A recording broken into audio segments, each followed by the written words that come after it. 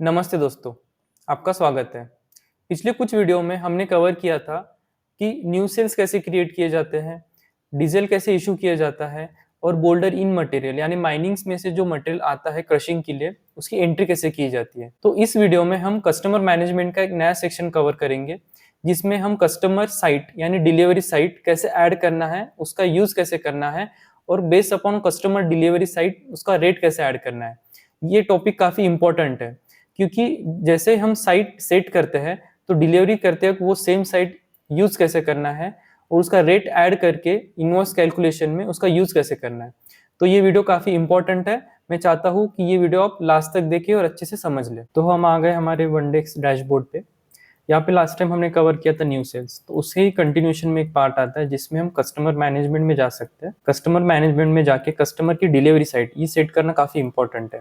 ये क्यों इंपॉर्टेंट है? क्योंकि कस्टमर डिलीवरी साइट के हिसाब से कस्टमर का रेट लगाया जाता है कैलकुलेशन टाइम पे। तो आज हम वही कवर करेंगे कि कस्टमर के डिलीवरी साइट कैसे सेट करते हैं। तो हम आ जाते हैं हमारे सबसे पहले कस्टमर प्रज्योत।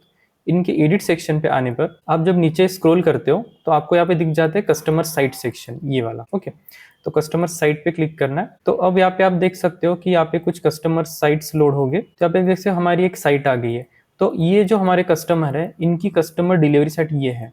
तो ये क्रिएट करने के लिए यहाँ पे ऐड न्यू साइट पे क्लिक करना है। कस्टमर साइट नेम देना है, जैसे मैं दे देता हूँ मुंबई। अगर आपको कुछ एड्रेस देना है तो आप वो भी दे सकते हैं। ये एग्जैक्टली आप यहाँ पे एड्रेस लिख सकते हो जो डिलीवरी चलान पे प्रिंट होगा, प्रिंट होते वक्त जब व्हीकल डिस्पैच होगी तब। अब यहाँ पे साइट इंचार्ज फोन नंबर, मतलब जहाँ पे हमारा मटेरियल जा रहा है वहाँ पे कोई साइट इंचार्ज है, उनका अगर आप कॉन्टैक्ट नंबर डिलीवरी चलान पे प्रिंट करवाना चाहते हो तो वो आप यहाँ पे लिख सकते हो, ये ऑप्शनल है। डिस्टेंस ये हमारी इंफॉर्मेशन के लिए, या इसका कैलकुलेशन का यूज नहीं होता है किधर भी। इसका स्टेटस एक्टिव कर देते हैं और सेव साइट कर देते हैं। तो आप देख सकते हैं यहाँ पे ये साइट ऐड हो गई है। तो इसका यूज कैसे करना है? सबसे पहले तो जब हम डिलीवरी चलान जनरेट करते हैं डैशबोर्ड पे न्यू सेल्स पे, अगर आप वेब्रिज इंटीग्रेटेड है आपके साइट पे तो आप वेब्रिज सिलेक्ट कर सकते हो यहाँ से, या फिर मेक सेंस विदाउट वेट कर सकते हो। जैसे मैं कस्टमर सिलेक्ट कर लेता हूँ, व्हीकल नंबर सिलेक्ट कर लेता हूँ। जब भी आप ट्रांसपोर्ट इंक्लूड करोगे यहाँ पे आप देख सकते हो आपके पास ऑप्शन है ट्रांसपोर्ट इंक्लूड करने का। तो आपको यहाँ पे ट्रांसपोर्ट इंक्लूड करना है जब आप ट्रांसपोर्ट के साथ मटेरियल दे रहे हो।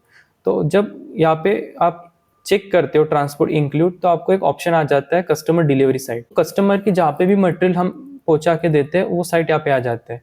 तो ये साइट हमने जो अभी ऐड की थी कस्टमर मैनेजमेंट में, वो कस्टमर की साइट यहाँ पे आ गई है मुंबई।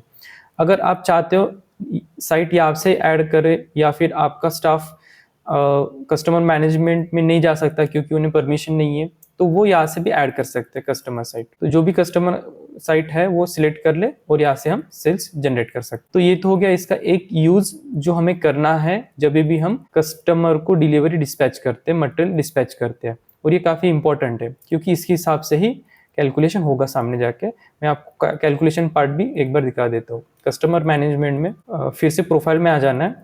जब हम कस्टमर प्रोफाइल रेट ऐड करते हैं तो यहाँ पे आप देख सकते हो कस्टमर की जो भी डिलीवरी साइट है वो आप यहाँ पे आ जाती है। तो जैसे एक्स फैक्ट्री है, एक्स फैक्ट्री पे क्लिक करने पर यहाँ पे सारे एक्स फैक्ट्री के रेट हम मेंशन कर सकते हैं। जो भी हमारा मटेरियल डिस्पैच मटेरियल है वो, जैसे 20 MMVS है, अगर मैं यहाँ पे जो रेट दे देता हूँ जैसे 2000 रुपीज पर ब्रास और सेव कर देता हूँ तो ये रेट के हिसाब से क्रेडिट मटेरियल का कैलकुलेशन होगा। तो सिमिलरली मेरा सेकंड पार्ट आ जाता है जब मैं मुंबई साइट सिलेक्ट करूंगा तो यहाँ पे आप देख सकते हो रेट ब्लैंक हो गया क्योंकि मेरे साइट से मुंबई साइट तक का transport rate plus material rate, ये दोनों रेट होते हैं। ये खाली ट्रांसपोर्ट रेट नहीं है, ये मटेरियल प्लस ट्रांसपोर्ट दोनों रेट है। यहाँ पे एडिट पे जाना है, यहाँ पे विथ ट्रांसपोर्ट विथ मटेरियल का रेट यहाँ पे लिखना है, सेव कर देना है। तो जब भी मैं कैलकुलेशन करूंगा, जब भी मुझे मेरे इनवॉइस क्रिएट करना है, जब भी मुझे सेल स्टेटमेंट क्रिएट करना है, जो भी कैलकुलेशन होगा ये वाले रेट से होगा जब भी डिलीवरी साइट मुंबई होती। तो इसलिए ये इंपॉर्टेंट है कि आप सेल जनरेट करते हो, अगर ट्रांसपोर्ट इंक्लूड होता है तो ट्रांसपोर्ट इंक्लूड करके